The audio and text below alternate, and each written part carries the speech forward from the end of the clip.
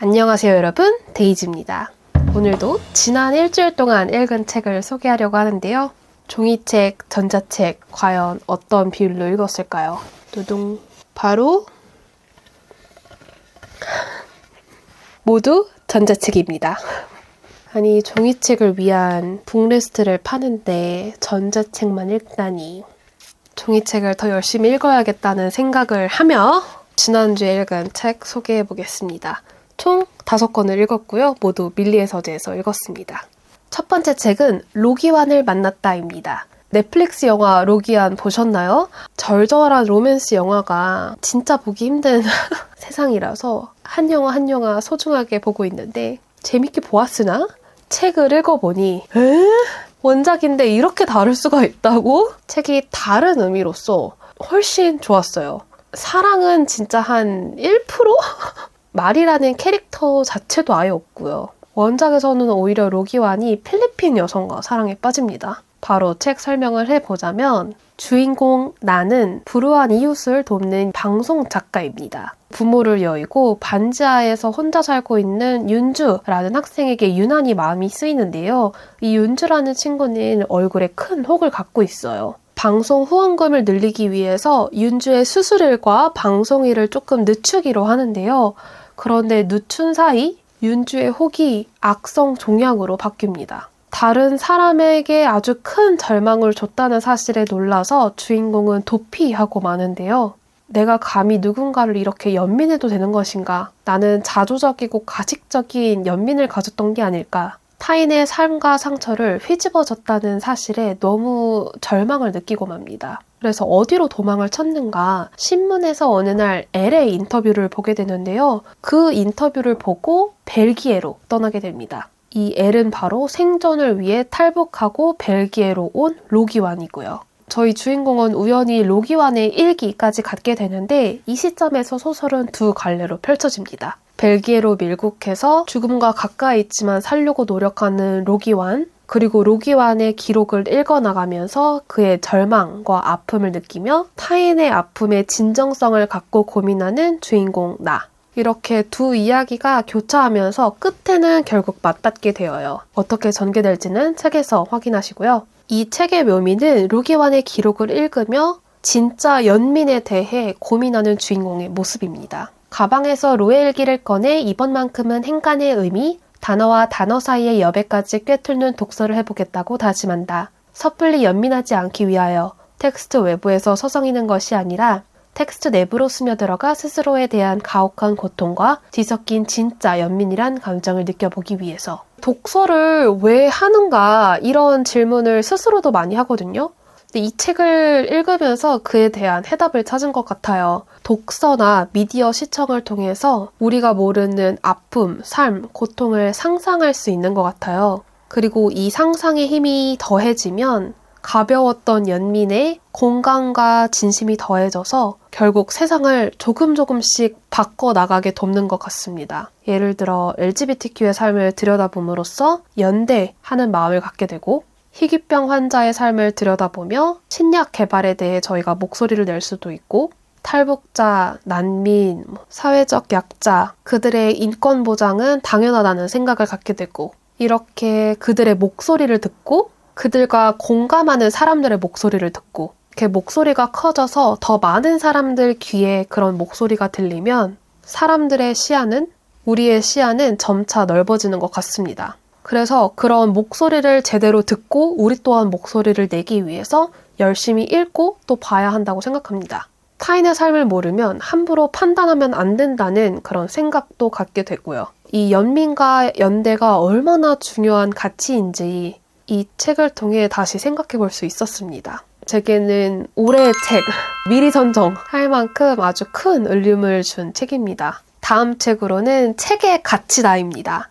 책 그리고 서점이라는 키워드로 SF, 엔솔로지 무려 8명의 작가님이 쓴 소설집인데요. 다수의 작품이 좋았고 그중 영화화를 응원하고 이 작가님이 너무 궁금해지는 그런 작품이 있었습니다. 제목은 금서의 계승자입니다. 설정이 아주 기이합니다. 환경 파괴로 나무가 아예 멸종된 미래입니다. 더 나아가 인쇄까지 불가능해져서 전문 서적을 통째로 외우는 인간이 곧 책이 되어서 사람 자체가 책으로서 거래가 되는 세상입니다. 이러다 보니 책은 한정적이고 더 귀해졌는데요. 결국 자본가들이 장서가가 되는 그런 기이한 세상입니다. 여기 이제 장서가이자 여러 책을 지닌 농장주가 있습니다. 이 농장주는 농장 확장을 위해서 새로운 책이 필요한 상황입니다. 그래서 출판단지에 농장에서 일하는 가람을 데리고 갑니다. 근데 이제 농장주가 바라는 책을 만나게 됩니다. 전문 경영 서적인데 농장도 관리하고 이제 사람도 대신 관리해줄 수 있는 그런 책인 거죠. 참고로 책들은 두피에 문신으로 어떤 지식을 섭렵했는지 써져 있습니다. 그렇게 만나게 된 이 전문 경영 책은 16살의 소녀로 아주 빼곡하게 문신으로 두피가 채워져 있습니다. 방대한 지식을 갖고 있는 친구겠죠. 그리고 가람은 이 친구를 보자마자 사랑에 빠집니다. 친구의 이름은 전영입니다. 전문 경영 서적의 줄임말. 이 친구는 구매는 불가하고 대여만 가능합니다. 너무 귀한 친구라는 거죠. 그리고 최대 대여 기간이 6년이에요. 그 이유는 이 친구의 가임기가 끝나기 전에 출판단지로 돌아와서 애를 가져야 된다는 거예요. 그래야 지식이 아이한테도 계승이 되는 거죠. 농장주는 가람에게 미션을 줍니다. 이 친구가 애를 갖게 만들어라. 그러면 우리가 그 지식을 평생 소유할 수 있지 않겠느냐. 그런데 저희 가람은 사랑에 빠졌죠. 어떤 일들이 펼쳐질까요? 이 기이한 설정에 푹 빠져들면서 영화 되면 너무 재밌겠다 이런 상상까지 했습니다. 작가의 한마디도 너무 와닿았어요. 세계의 모순이 존재하는 이상 어떤 책들은 누군가를 움켜쥐고 도통 놓지 않는다. 사람이 사람에게 끌리는 것만큼이나 강력한 힘이라고 생각해서 이 글을 썼다. 그리고 이 책을 사실 집어든 결정적 계기는 천선란 작가님의 이름을 봐서인데요. 작가님의 작품은 맨 끝에 수록되어 있었어요. 읽자마자 나 이거 읽었는데? 바로 노랜드 소설집에 수록된 두 세계였습니다. 제독해도 재밌더라고요. 그래서 책, 서점, SF 이 키워드 좋아하시는 분들께는 좋은 타임킬링 책이 되지 않을까 싶습니다. 다음 책은 숨결이 바람될 때입니다. 제가 르세라핌의 허윤지님의 책을 열심히 따라 읽고 있죠. 그중 한 권이고요. 이 책은 10년의 공부와 수련 끝에 전문의를 앞둔 36살의 신경외과 레지던트 폴 칼라니티의 이야기입니다. 10년 공부 끝에 인류 대학병원과 전문 연구기관들에게 스카우트를 받는 진짜 이제 꽃길만 걸으면 되는 그 시점에서 폐암 4기를 판정받습니다. 치명적인 뇌 손상 환자들을 치료하며 그들의 죽음과 맞서 싸워온 본인이 평생 과학이 인간의 삶에서 어떤 역할을 하는가, 좋은 의사란 어떤 것인가 이런 화두를 던져왔는데 본인이 죽음을 맞닥뜨리게 된 거죠. 문제는 죽음을 선고받았지만 언제 죽을지는 모르는 상황입니다. 중병에 걸리면 삶의 윤곽이 아주 분명해진다. 나는 내가 죽으리라는 걸 알았다. 하지만 그건 전부터 이미 알고 있던 사실이었다. 내가 갖고 있는 지식은 그대로였지만 인생 계획을 짜는 능력은 완전히 엉망진창이 됐다. 내게 남은 시간이 얼마나 되는지 알기만 하면 앞으로 할 일은 명백해진다. 만약 석 달이 남았다면 가족과 함께 시간을 보낼 것이다. 1년이라면 책을 쓸 것이다. 10년이라면 사람들의 질병을 치료하는 삶으로 복귀할 것이다. 우리는 한 번에 하루씩 살 수 있을 뿐이라는 진리도 별 도움이 되지 않았다. 그 하루를 가지고 난 대체 뭘 해야 할까? 그리고 저자는 죽음 대신 살아갈 것을 결정합니다. 문학, 철학, 의학을 넘나들면서 삶의 의미를 묻습니다. 2년 후 폴 칼라니티는 사망하게 되는데요. 그때까지의 기록을 책으로 남긴 것이고 폴의 죽음 후 남겨진 와이프가 에필로그를 마저 작성합니다. 그래서 그 글을 읽으면서 펑펑 울었는데요. 만약 나에게 폴과 같은 일이 일어났다면? 그런데 그 죽음이 언제일지 모른다면? 근데 돌이켜보면은 저희 모두 다 죽음을 향해서 결국 나아가고 있잖아요. 저는 가끔 제가 노인이 되어서 지금의 저를 어떻게 생각할까 이런 상상을 간혹 하는데요. 그렇다고 제가 아득바득 무언가를 막 성취해내고 싶은 사람도 아닌데 근데 그럼에도 불구하고 최선을 다해 내 삶을 긍정하는 것 이것만큼은 계속 해낼 수 있지 않을까. 그래서 나의 과거, 내가 내린 결심, 오늘의 하루, 나의 인생 이런 것들을 인정하고 너그럽게 받아들이며 살자. 이런 생각들을 하며 즐겁게 읽은 것 같습니다. 저는 이 책으로 인해서 허윤진 독서 목록을 더 맹신하게 되었고 앞으로도 열심히 읽을 생각입니다. 다음 책으로는 홍보의 신입니다. 충주시 유튜브 여러분 보시나요? 김선태 주무관님이 어떻게 유튜브를 처음 맡게 되었고 채널을 성장시켰는지 그런 일대기를 이 책을 통해 알 수 있습니다. 유튜브의 성공 전략과 별개로 이 주무관님이 얼마나 그 조직에서 힘들게 변화를 외쳤는지 그 일이 얼마나 외롭고 힘든 일인지 써져 있는데 저도 너무 공감한 게 제가 회사 다닐 때 자주 들었던 말 중 하나가 일 좀 벌리지 마였어요. 그래도 직장을 꽤 다니면서 제가 자신 있게 말할 수 있는 부분은요. 저희는 돈을 벌기 위해 회사를 다니죠. 그런데 회사 또한 돈을 벌기 위해 존재합니다. 그런데 회사로부터 받는 수입을 늘리기 위해서는 독보적인 성과를 만들어야 합니다. 조직은 결국 성과에 굴복합니다. 물론 크나큰 단점이 있습니다. 이 성과를 만들기 위해서는 엄청난 스트레스, 반대, 저항, 공격 이런 것들을 다 감내해야 합니다. 그럼에도 불구하고 저는 성과 지향적인 게 좋다라고 말씀을 드리는 게 이 조직이 내 삶의 전부가 아니거든요. 내 앞에서 나를 반대하는 뭐 팀장이든 아저씨든 바깥에서 만나면은 정말 그냥 스쳐 지나갈 사람이거든요. 조직 생활은 결국 다 성과를 위해 모인 사람들 뿐이므로 내 성과를 꼭 챙기자. 그래서 이 책은 회사 생활이 힘든 분들, 성과를 만들고 싶은 분들에게도 좋은 책이 될 것 같습니다. 물론 저는 유튜버이기 때문에 저의 유튜브에 대해서도 당연히 생각할 수밖에 없었는데요. 충주시는 짧고 재밌어야 한다. 그리고 피해를 줘서는 안 된다. 이런 신념으로 이제 운영되고 있는데 저는 특출나게 빛이 나거나 재밌는 사람이 아니거든요. 긍정적이고 남들을 빛나게 해주고 편안하게 해준다가 제가 어릴 적부터 꾸준히 들었던 칭찬이거든요.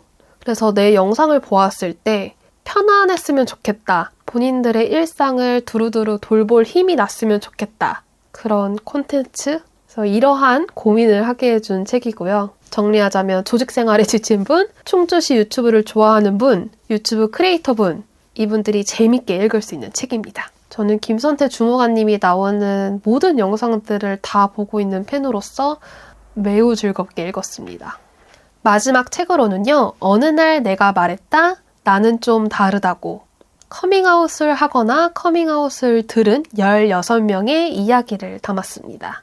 레즈비언, 게이, 바이섹슈얼, 트랜스젠더, 무성애, 그리고 커밍아웃을 들은 이성애자 이렇게 다양한 사람들의 이야기를 담았는데요. 커밍아웃을 하게 되는 그 계기에 대한 너무 아름다운 문장을 읽었어요. 사랑을 맞이하는 이들 곁에서 사랑을 모르는 사람처럼 굴었으나 사랑은 결국 들통나버리고야 마는 것.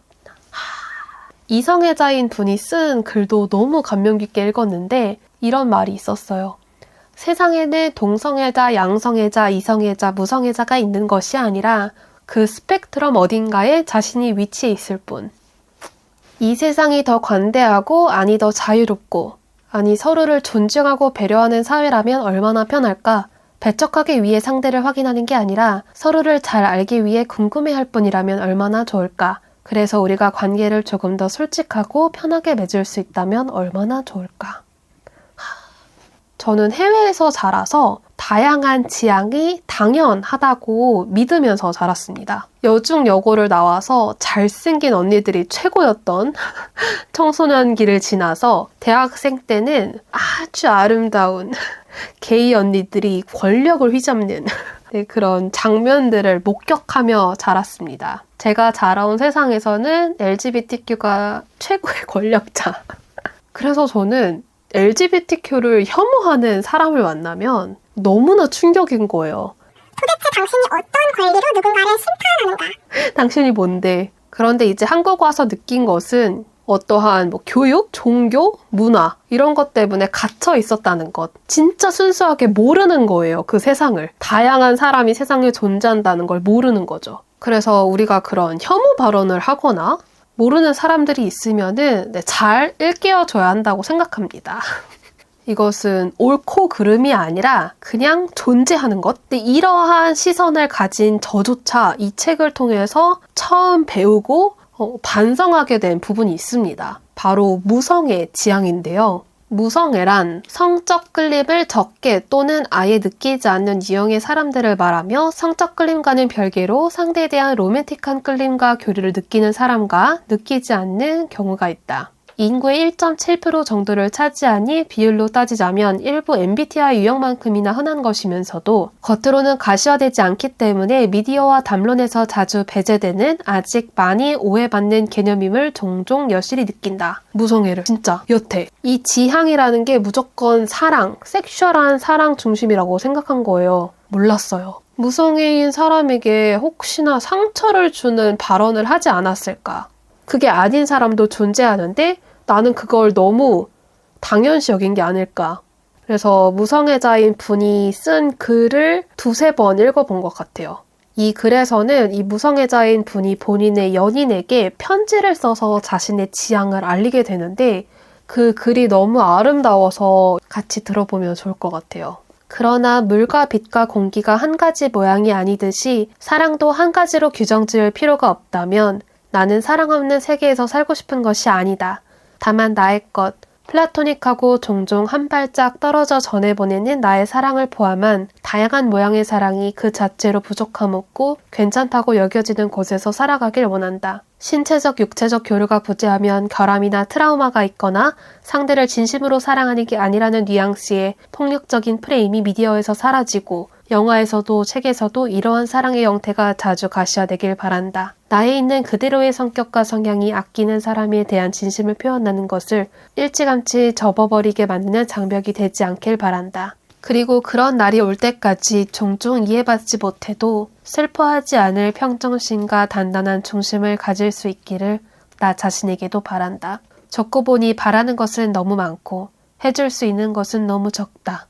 그러나 조금 다른 형태로나마 나의 사랑은 강하고 분명히 존재하며 변함없이 항상 전송되고 있다. 그 마음이 있는 그대로 오래오래 전송될 수 있었으면 좋겠다. 정말 이렇게 다양한 사랑이 존재하는데 많이 반성하면서 읽었습니다. 안 궁금해도 내가 혹시 폭력을 누군가에게 가하고 있는 건 아닐까 그런 의구심이 드는 분들께 이 책을 권합니다. 네, 여러분 이렇게 5권의 다양한 책을 즐겁게 읽었고요. 한 권이라도 흥미롭게 보여줬다면 저에게는 대성공이 아닐까 싶습니다. 즐거운 독서 생활 되시고 저는 다음 주 영상으로 또 인사드리겠습니다.